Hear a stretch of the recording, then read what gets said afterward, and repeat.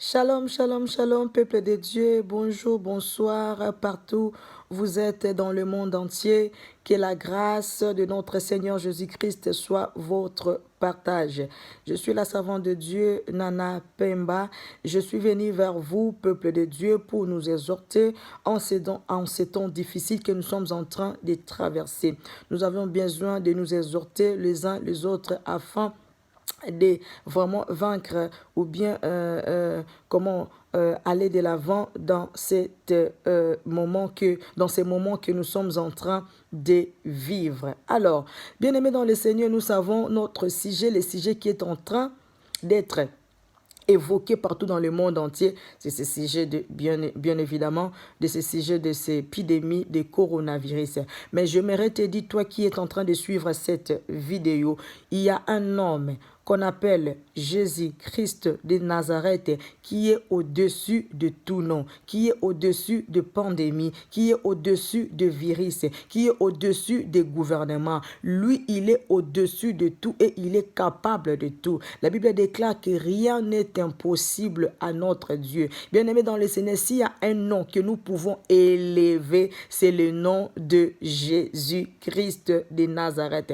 Voilà pourquoi, toi qui es partout dans le monde entier, j'aimerais encore te dire, il faut garder l'attitude des enfants de Dieu, être joyeux. L'apôtre Paul nous dit, réjouissez-vous toujours dans les Seigneurs. Dans toutes circonstances, mes bien-aimés, réjouissons-nous. Gardons cette attitude des enfants de Dieu de positivité, d'avoir toujours la joie. Que la joie de l'Éternel soit ton partage dans ta maison, dans ta famille. Que la joie de l'Éternel soit ton partage. Mais j'aimerais que nous puissions partager quelque chose de très important cet après-midi. Vous savez, ici en France, parce que moi je suis en France, il y a quelques jours, j'ai suivi le président de la République, Emmanuel Macron, qui a dit que la France est en guerre. Il a répété cette phrase plus de 6 fois. Il a dit que la France est en guerre. Mais la France est en guerre avec un ennemi invisible. Bien aimé, c'est là où il y a le problème.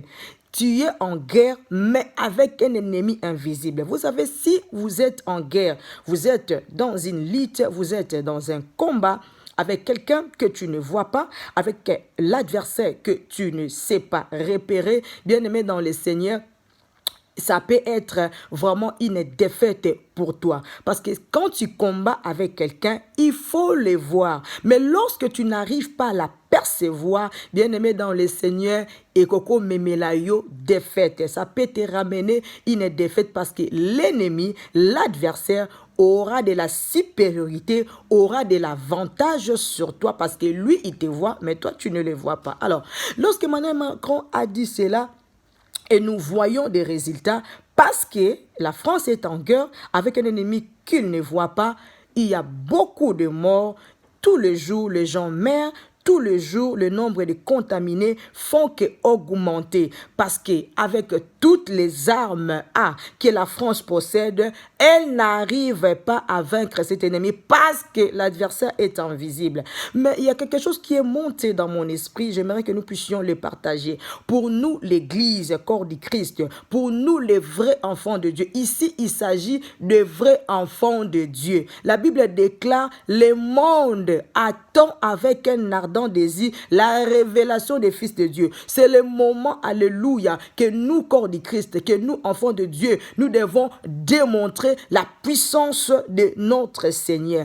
Pendant que les autorités du monde, pendant que les gouvernements du monde, pendant que les États-Unis d'Amérique, pendant que la France n'arrivait pas à lutter contre cet ennemi, n'arrivait pas à combattre ces coronavirus, mais toi et moi, enfants de Dieu, nous sommes en possession de vaincre cet ennemi. Comment le vaincre? Bien-aimé dans le Seigneur, je vais seulement réveiller l'esprit des enfants de Dieu. Je veux seulement réveiller l'esprit des enfants de Dieu. Nous avons tout dans la parole de Dieu. C'est un héritage, c'est une richesse pour nous. Bien-aimés, dans le livre des 2 Corinthiens, chapitre 10, le verset 4, là, l'apôtre Paul est en train de parler sur les armes spirituelles. Il dit, les armes à lesquelles nous combattons, elles sont puissante et spirituelle, en vertu de la puissance de Dieu, au point de renverser les forteresses. Bien-aimés dans le Seigneur, si eux, il manque les armes pour combattre le coronavirus, mais na lingi na ebisa mutu moko, na lingi na ebisa chrétien moko, na lingi na ebisa ndeko nanga moko dans le Seigneur, que nous, enfants de Dieu, nous avons les armes à lesquelles nous pouvons renverser les forteresses. Et les armes à lesquelles nous avons en possession, ce sont des armes spirituelles, pas seulement spirituelles, mais aussi puissantes. Bien-aimé dans le Seigneur, peut-être tu oublies, alléluia, ce n'est pas seulement, alléluia, les bombes atomiques qui peuvent renverser le coronavirus. Ici, il s'agit de combats spirituels. Ici, il s'agit de l'ennemi invisible. Mais toi, tu as à ta possession les armes qui pourraient renverser cet ennemi invisible. Parce que les armes que Dieu a mis à notre disposition, elles sont spirituelles, pas seulement spirituelles, mais aussi très très puissantes. Alors, l'apôtre Paul encore, il nous a dit dans le livre d'Éphésiens, chapitre 6, le verset 12. Nous allons lire ces passages rapidement. Alléluia, Dieu est bon. Nous avons un Dieu puissant, nous avons un Dieu capable. Voilà pourquoi nous n'avions pas intérêt d'avoir peur. Éphésiens chapitre 6, je commence par le verset 12. Écoutez, car nous n'avons pas à lutter contre la chair et le sang, mais contre les dominations, contre les autorités, contre les princes de ce monde des ténèbres, contre les esprits méchants dans le lieu céleste. Bien-aimé dans le Seigneur, coronavirus est l'un des esprits méchants dans le lieu céleste. Et nous avions la possibilité de combattre contre ces esprits méchants. Nous avons la possibilité de combattre contre cet ennemi invisible qui est coronavirus. Parce que notre combat, et il est spirituel. Le verset 16 maintenant pour nous parler de cette arme-là puissante que nous avons à notre disposition. Parce qu'il y a plusieurs armes, mais aujourd'hui, on va parler d'une seule arme qui va nous aider à lutter, à combattre, à éradiquer cet ennemi coronavirus. Alléluia. Prenez le verset 16 dans le chapitre 6 d'Éphésiens. Le verset 16 nous dit, prenez par-dessus tout cela les boucliers de la foi. Prenez par-dessus tout cela. Cela veut dire, prenez en tout temps. Prenez partout le bouclier de la foi. My God. Le bouclier de la foi est plus puissant, alléluia, que la bombe atomique. Le bouclier de la foi est plus puissant que les gels hydrauliques. Le bouclier de la foi est plus puissant, alléluia, que laver les mains 10 000 fois. Le bouclier de la foi est plus puissant que c'est confiné à la maison. Alors, Abi, prenez par-dessus tout les boucliers de la foi avec lesquels vous pouvez éteindre tous les traits enflammés de l'ennemi. Bien-aimé, avec cette arme qu'on appelle le bouclier de la foi, nous avions la possibilité d'éteindre tous les traits enflammés de l'ennemi. Or, les traits enflammés de l'ennemi, mokonango, ils appellent coronavirus. Parce que ce sont des flèches brillantes que l'ennemi envoie pour tuer des gens, pour diminuer la population du monde. Mais nous, chrétiens, nous, fils du royaume, nous avions, alléluia, les boucliers de la foi comme armes puissantes, offensives, défensives, pour arrêter, pour éteindre, pour éradiquer, alléluia, tous les traits enflammés de l'ennemi. Est-ce que quelqu'un peut utiliser cette arme? Est-ce que quelqu'un dans sa maison, est-ce que quelqu'un dans sa famille peut s'élever et prendre les boucliers de la foi, éteindre ce coronavirus? Mes bien-aimés, ma sœur, mon frère, alléluia, nous avons cette arme, alléluia. Ça nous fatigue de rester à la maison. Alors que nous avions à notre possession cette arme, lèvons-nous comme un seul homme. Lèvons-nous comme un seul homme. Avec ces boucliers de la foi, éradiquons coronavirus. Avec ces boucliers de la foi, éteignons ce coronavirus. Avec ces boucliers de la foi, tuons ce coronavirus. Au nom de Jésus-Christ de Nazareth.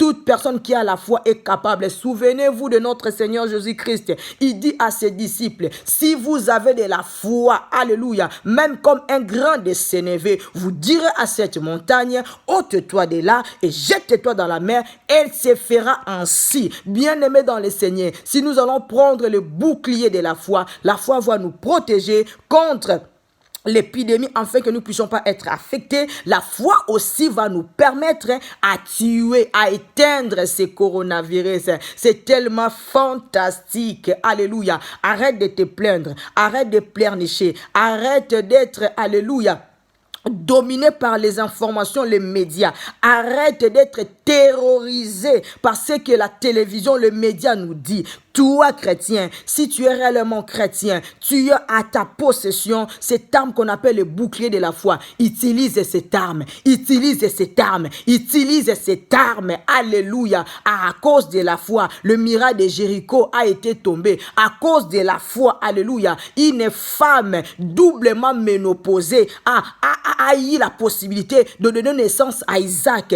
Bien-aimé, avec la foi, Jésus, alléluia, a déclaré des paroles et le figuier, alléluia, a été séché. Si tu déclares des paroles, le figuier qui est coronavirus va sécher, alléluia. Déclare des paroles de foi, prie avec foi et tu verras des résultats concrets pour ce que nous sommes en train de vivre dans le monde entier. Fils de Dieu, fille de Dieu, lève-toi, utilise le bouclier de la foi. Et comme tango yo to bimisabi ba bibundeli na biso, et comme tango yo, alléluia, to bimisa ba arme na biso. États-Unis ba arme na ngwe kokite, France ba arme na ngwe kokite, monde entier ba arme na ngwe kokite. Et comme tango bana na nzambe, to bimisa ba arme na biso, alléluia. Oh, to sale lango pona ko faire taire, alléluia, pandémie oyo. Bien-aimés dans le Seigneur, que Dieu nous bénisse. C'est ce que j'avais